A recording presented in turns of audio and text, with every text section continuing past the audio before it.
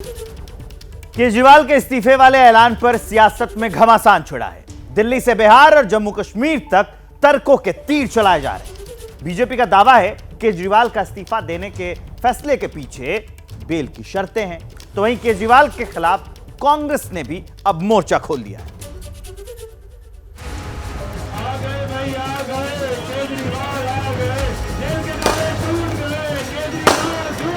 लेकिन मुझे नहीं लगता ये कभी शर्म से इस्तीफा देता है। ये एक और राजनीतिक नाटक करना चाहता है और चाहता होगा, उसको लगता होगा कि लोगों के बीच में इस्तीफा देके मैं एक मार्टर बनूं, हो सकता है कुछ फायदा मिले।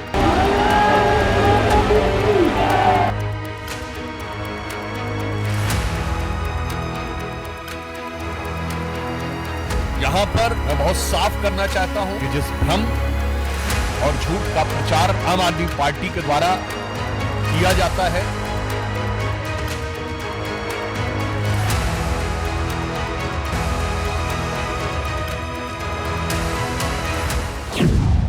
अरविंद केजरीवाल ने इस्तीफे का ऐलान किया या करना पड़ा, इस एक सवाल पर बयानों का तूफान आया हुआ है।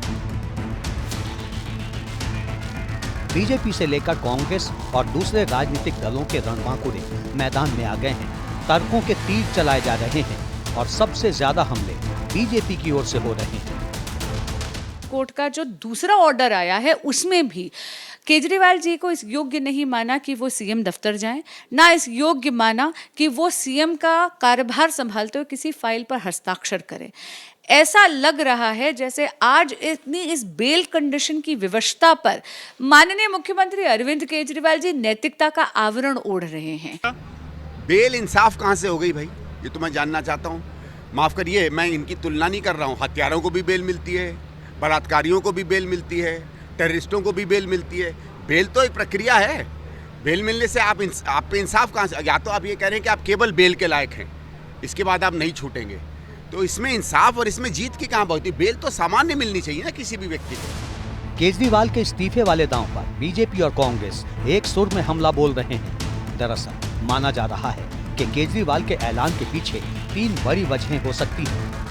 पहली वजह ये कि अरविंद केजरीवाल दिल्ली के सीएम हैं, लेकिन पावर नहीं है। सुप्रीम कोर्ट से मिली बेल की शर्तों के मुताबिक केजरीवाल ना तो ऑफिस जा सकते हैं और ना ही किसी फाइल पर सिग्नेचर कर सकते हैं। दूसरा, दिल्ली विधानसभा का कार्यकाल फरवरी 2025 में खत्म हो रहा है, यानी केजरीवाल सरकार के पास 5 महीने का वक्त है।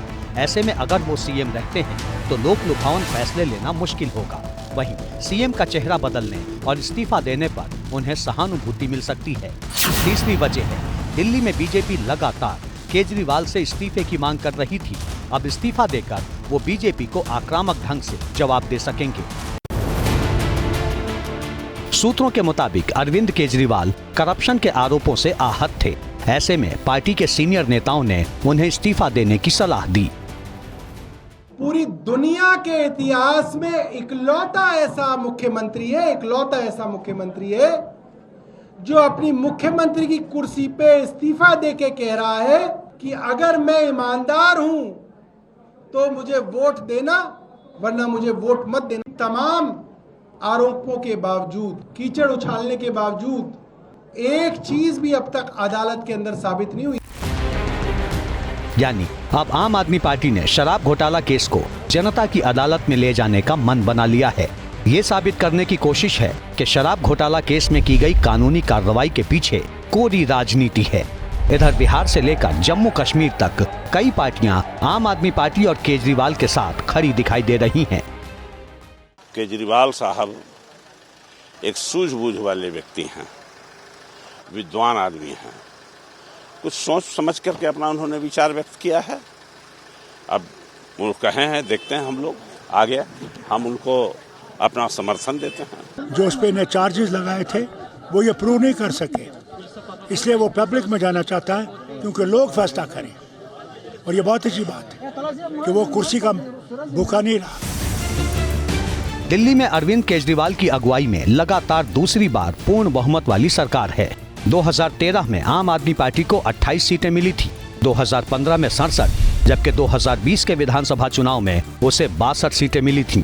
यानी लगातार 2 चुनाव में लैंडस्लाइड विक्ट्री। लेकिन अब आम आदमी पार्टी के सामने सियासी समीकरण अलग है।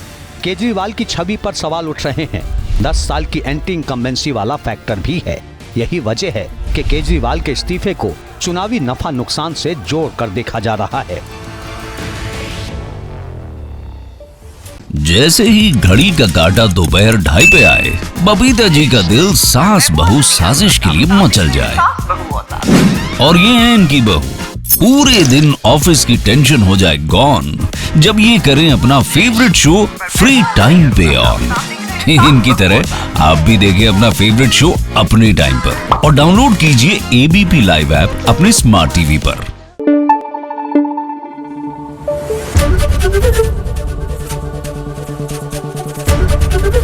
एबीपी न्यूज आपको रखे आगे।